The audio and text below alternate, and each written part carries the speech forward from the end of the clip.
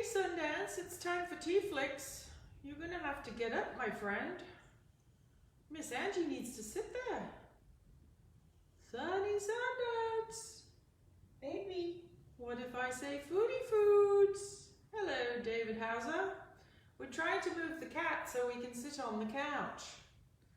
But the cat's not having any of it. But anyway, let's try and see who's got the strong enough back to move this baby. Oh, not me, that's for Hello, sure. you. It's TeaFlix time. You have to run along now. Oh, Stretcher Cat, wake up, go away. He says, leave me alone. Come on. Hello, my darling. It's not your camera. It's not your lovely cutmas, but sorta. I'd lift him, but I'd throw my back out. Again? I think it's a Martin job. Hello, darlings. Yeah, man. Oh, there we are. Show him your fat belly. Big fat cat. As long as I don't show you my fat belly. Well, Good now morning, you can everybody. take a seat. Oh, right. Hello, Jolly everybody. good, jolly good. Yeah. Good morning. Hello, folks. How's everybody surviving the rain? Yeah. Everybody doing all right? I'm going up to the little notes here. Jolly good. Yeah. So, Welcome to the House of Fun, House of Cats absolutely. and Fat People. I'm going to go back here and look for our guest. So, Okay, fine. So let's be cheerful and stiff upper lip and all that stuff, eh? So one little piece of news that amused me. Some areas in Texas where they're very short of police, they've decided to place a lot of life-size cardboard cutouts of policemen holding radar guns to their eyes. really? To try and make the people slow down. I don't know if it's working, but if it does, it'll definitely cut their budget, won't it? That is very But yeah, I funny. know. I mean, I guess if you're driving and you see a policeman in the distance, you automatically sort of slow down. So we shall see. We shall see.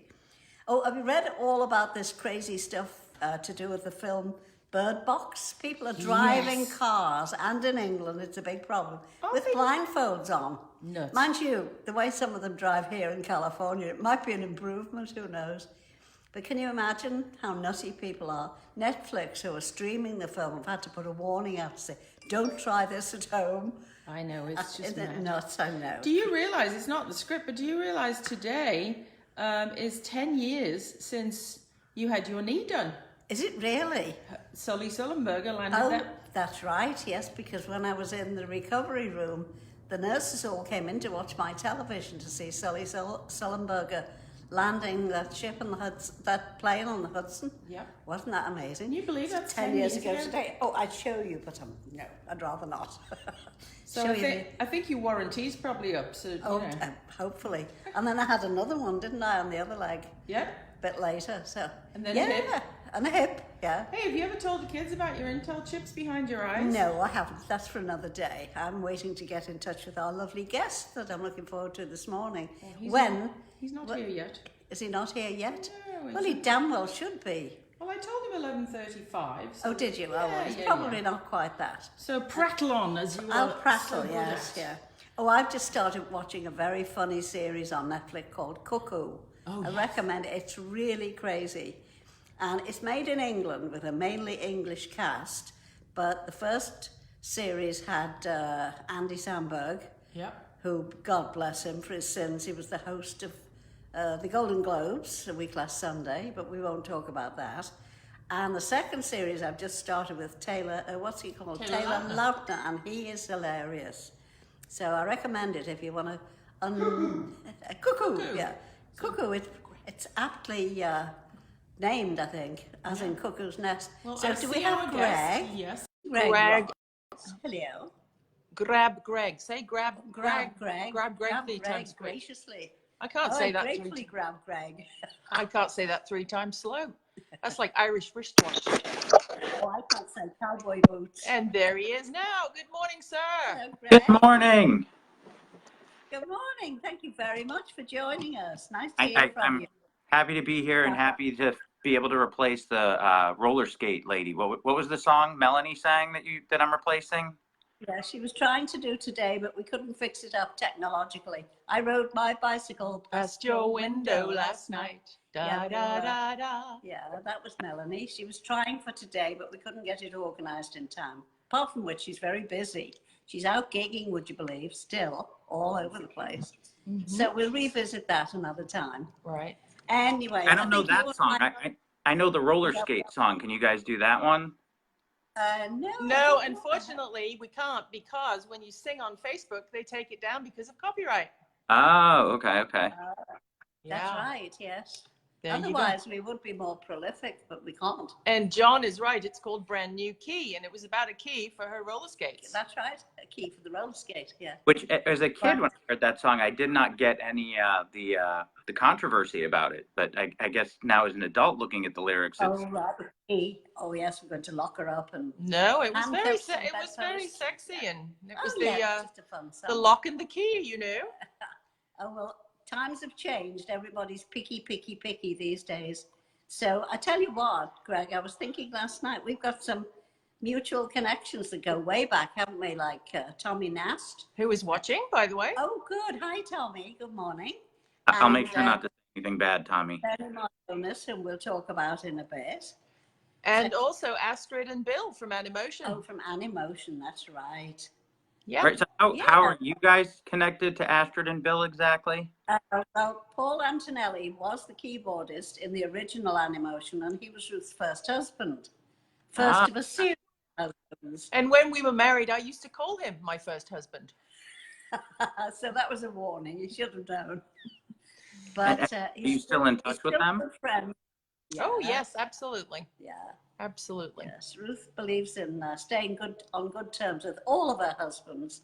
She keeps getting married. Must be the wedding cake, I think. But I think this one's a keeper. I hope so anyway, because he's my producer.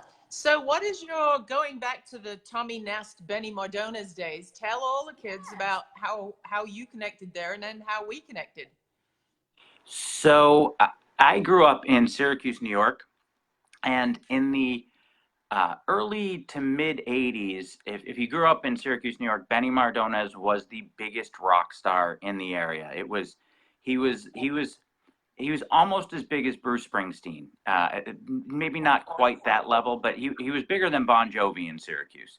And wow. And that was all thanks to Tommy Nast, who had a radio show in Syracuse on a station called 95X, which doesn't exist anymore. It's now, 94 Rock, which is now a different format. And so when I was growing up, he was the biggest rock star. And then, strangely enough, he moved to Syracuse. He's not from Syracuse. He has nothing to do with Syracuse. He just became a rock star there. And so we had this guy who was living in Syracuse who would like go to the mall. It would be as if like using Bon Jovi, it would be as if Bon Jovi went to a mall in New Jersey at the peak of his popularity, or even just today, and he would just get swarmed. It was craziness.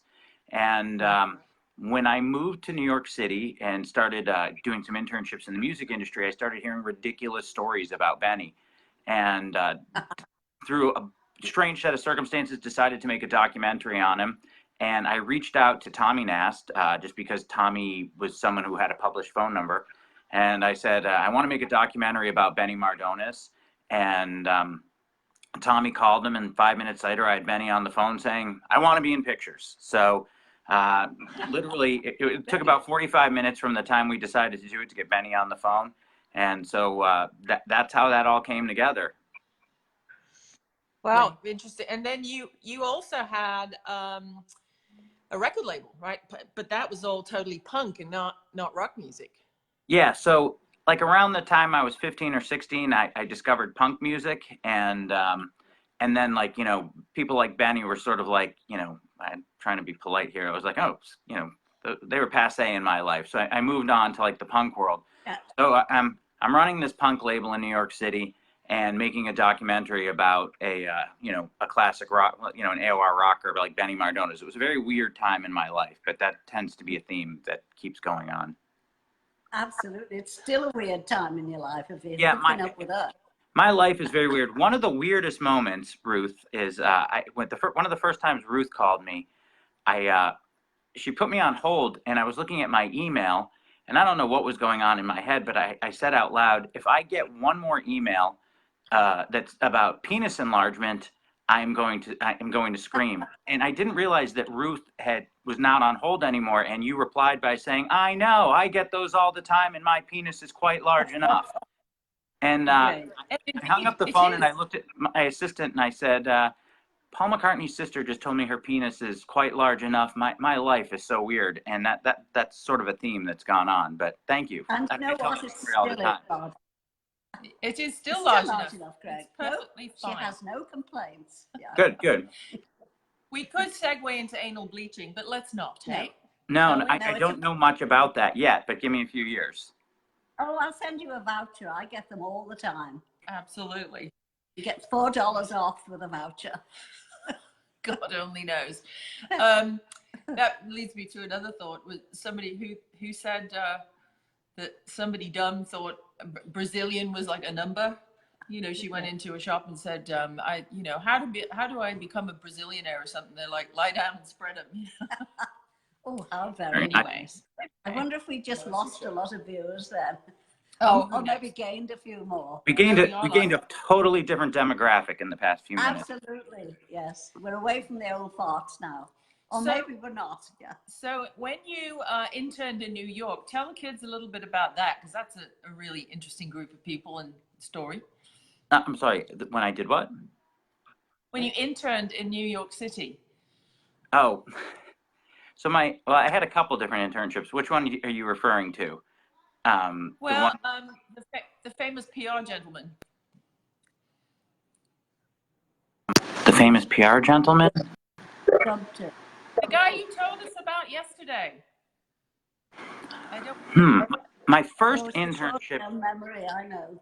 No. Well, my first internship in New York was working for a label called Soul, Sound of Urban Listeners, which was owned by Hank Shockley, who was the producer of all the Public Enemy records. And one of my jobs was to head up. They were shooting the cover of Spin magazine with Public Enemy on the cover, and I was sent up because there was nobody there to babysit Flava Flav's kids. So that became my job for an afternoon, was babysitting Flavor Flav's kids. Which, when I tell the story, usually I make it sound like it was horrible. They were actually well-behaved kids, but it was just a weird thing because that's not funny. So I usually make it more amusing, but. And I should warn you, speaking of babysitting, I'm at a friend's house right now in LA, and with the LA teacher strike going on, I'm actually babysitting his kids and his two dogs. So if you hear crying, screaming, yelling, barking in the background, it's because I'm not actually watching the kids like I'm supposed to be right now. But Greg, every time we speak on the phone when you're in Syracuse, that's the soundtrack to your life. There's always crying, screaming, yelling, and barking, isn't there? Wherever I go, people cry and scream and yell. Mostly cry. So you should sample some of that for maybe some new a punk renaissance. So how did you get into punk world, and who did you work with? I like everything else in my life, I just kind of stumbled into it. And some of the bands I worked with the Buzzcocks. We did a record with them, and Pete just passed away a couple weeks ago, which was really depressing. I worked with a band called Anti-Flag, which is still going strong. I worked with a band called the Lunatics. I think we did like 6 albums with them. We put out about 150 records over a 12 or 13 year stretch. And I switched distributors, and I was out of business in 2 years. So I didn't realize how good I had it. So I still play record company executive about 2 or 3 days a year when I have to do statements for all the old records, including Benny's. Yeah. Including Benny, absolutely. Yeah. And so is that what led you into the whole merchandise world? Like the fabulous shirt I'm wearing today, made by Manic. In most of our bands were surviving with merch. That's how they could afford to get from show to show. And I started noticing, I had this one band named Weston who they could play to 300 kids and do $4,000 in merch. And I had other bands that were playing to bigger crowds and weren't selling any merch. And I became fascinated as to why one band would sell a lot and one wouldn't. And started really getting more involved with some of the band's merch and working on that. And right around the time Napster came out, I realized that there was going to be a massive paradigm shift in the music industry. And as I used to say, you can't burn you can burn a CD, you can't burn a T-shirt. You can. It's kind of, it defeats the purpose. And we started telling people, hold on, I'm getting phone calls, so maybe people are yelling at me. we started telling people basically that we should be getting into merch, and I was trying to look for an angle for many years to get into it. And there's some huge merch companies out there, and they're great, and so and I can't really compete with those. So I came up with a concept called Manic Merch, which is the idea behind Manic Merch is we are merch for everybody else. So we're either the merch company on your way up or on your way down, sort of like that Annie song, somehow like that. I don't know. And the idea is that you can use our platform, and within an hour, if you're technologically savvy, you can have a merch store online to sell to your fans. And we do all the hard work. So once your store is built, we pick, pack, and ship it, and we pay you once a month. And it works really well for the bands that use it. It's not just bands. We have other people on there. We have some charities. We have businesses, whatever. But it is designed for bands, and it has features built in for bands. For instance, a band can log in at any time and not only see what has sold, but who it was sold to. So if you're going on tour and you want to see, do I have anybody in Chicago that bought merch, you can find out. So the site is completely transparent. And we also do tour merch for bands. And we really officially launched it back in September. We have about 300 or so bands on the platform right now. And it's growing really fast. We're adding new items. And I thought for this show, I would give a couple of merch tips for anybody watching. If you're in a band and you want to sell merch, I don't even know if this is a dirty little secret, but the secret of the merch world is the black t-shirt. Everything revolves around a black t-shirt, as you can see. Yes. And I would say 60 to 70% of what we sell is black t-shirts. So when you're designing your shirts, don't get caught up in this whole idea of, oh, we need a shirt on this color, we need a shirt. Just make it simple. Design for a black t-shirt. That's what's going to sell. And it'll make you will get people who will walk up to your booth and say, hey, do you have something in red? But those, you can't hit all the numbers. So always design for black, and you'll end up being happy. And that's my Greg's merch tip of the day. Yes. Well, and also you said something interesting yesterday about make sure the merch is on the wall when you've done a gig. Yeah, Right?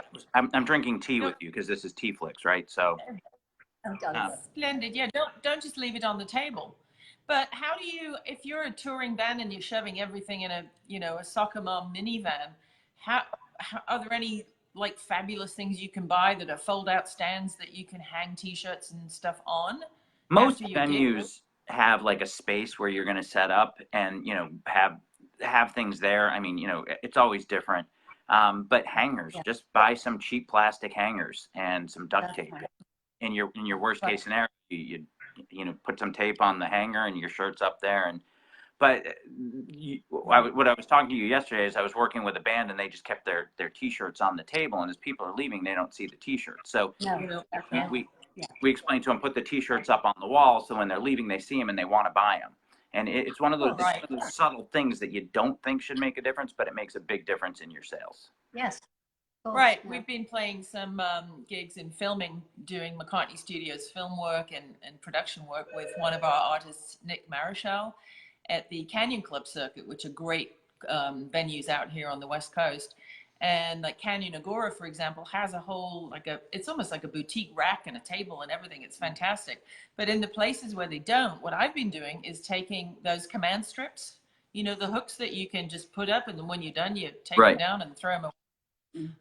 So that's another good thing. And make sure that you have, if you're using command strips, make sure that you have thin wire coat hangers, not the thick plastic ones, because they won't fit. And your dry cleaner will sell you about 50 of them for $5. So that's another little Ruth tip of the day. Yeah. There you go. We can have competing merch tips going. Indeed. Yes. Well, on the subject of merch, that's what we discussed yesterday, and let's move forward on that together. Yeah. So we are, you heard it here first, kids. We are joining forces with McCartney doing the designs and the social media and the marketing, and Manic Merch is going to be doing the production and pick, pack, ship and accounting. So we will be launching McCartney merch very soon, and through the whole Manic Merch platform. So we're really, really happy to be working with Greg. We've known you a long time, and I don't know why it took us long enough to get around to this. So well, we're all so busy doing so many different things, That's right. And if I'm But correct, yeah, we'll be doing tote bags and guitar picks and mugs and T-shirts and baseball caps and Maybe trucker even hats. vouchers for anal bleaching. Maybe even. Whoa. Whoa. That got Martin's I'm going on the attention. record that I'm not the Hashtag one slut that whisperer. that was Angie. And I think Okay. if I'm correct, down below when this thing airs, or when you watch this, you'll have a link there to the Manic merch site. If you click the link that Yes. Ruth puts, we'll actually help build your store for you. So we'll make it even easier. All you need to do is send us some logos. We'll build the store for you. When it's ready, you can launch it and go. And the goal is to make it as easy as possible to get a store up and running. Super. Right. Okay. And they're all hand printed by people who have jobs in America, in Syracuse, New York. So that is the other fantastic thing about Manic Merch that we love oh so much. And we love you oh so much that we actually wrote you a little limerick. It's Who's we? Have you got rats up your bum? she started drinking earlier than me this morning, so But it was only tea. she had time to write. Right. I Tea. haven't had any of the hard stuff yet. And you Anyway. haven't said crap yet, I Mark. haven't said crap. Oh, I beg your Mark, pardon. she said it. Mark, I've just said crap. That's twice. Is it all right to say crap? No. Well, I don't know, but if you keep saying crap, the crapometer will just keep going. Oh, up I and up and up. know. Yeah. It was Dave who runs the crapometer in Liverpool. It was his birthday yesterday. And I wrote and said, I hope you had a great day. And he wrote back and said it was crap. Well, speaking of Liverpool and speaking of England, the poor old Theresa May's Brexit vote just went down. Yeah. So she's on a plane to Brussels. Bring a jacket. Have you seen the snow in Europe? Yes. Yikes. Oh, They've got the German army on rooftops shoveling snow. Yeah, boy. And when Greg came here yesterday for our merch meeting, it was teeming with rain in LA. And I texted and said, are you still coming in this weather? And what did you respond to me? Well, it's raining. I don't. And you said it was bad weather, and I said it's not snowing. I don't know what you're talking about. This is nothing to me. This is like Monday. This is nothing. And tough guy. And you guys were like hiding in your house, all cuddled up in the corner with the fire going, trying to get through the dark weather. Yeah, that's funny. All right, well, so we're going thanks a lot, Greg. regale you with our limo, and then love you all, leave you all, and we'll post the Our link. limo, our limerick. Limerick. Oh, she's got big ideas. Ideas above her station. Yeah, As well. always. Okay. One, Okay. 2, 3. They say that old friends are the best. With that, we would never protest. Now Greg's in our stable. We hope we'll be able to prove that Mac Merch will be best. Woohoo! Oh, all righty. Well, thank you. Thanks so Thank you both. much for joining us. it was great fun. And we will see you all on the internet, and we'll be sending out little information about McCartney merch in collaboration, should I say, with Manic Merch. You'll be able to drink my tea Very in soon. some more merch. And- Yes, Mrs. McCartney's mugs. Oh, And I'm yes, going to get Mrs. yelled at McCartney if you is a don't mug. mention this one thing, because I know that they're watching. I also, just to make my life more difficult between films, merch, and a record label, I am in a band called Epic Tantrum, and we have a record coming. Right. And That's right. we want Angie to review our record when it comes out on a scale of 1 to 5 teacups. We figured that would be the way to go. So, Fine, I'll do that for you. yeah. So in a few months when the record comes out, we'll send it to you, and we want you to be one of the first to review it if you'll do that for us. Yeah. Well, you should know at this stage that when Paul came home once in the middle of the night with an acetate of Hey Jude and wakened his father and I up to come and listen to it, he said, what do you think? And at the end, I said, I love the song, but all that repetition, that na crap at the end, oh no. And it turned out to be the biggest selling single they'd ever had up until that point. So I really am a great one to review people's records. Yeah, Paul used to say, oh, by the way, if you want an opinion on, You want any to know of your what's a music, hit? Ask Ange. ask Ange.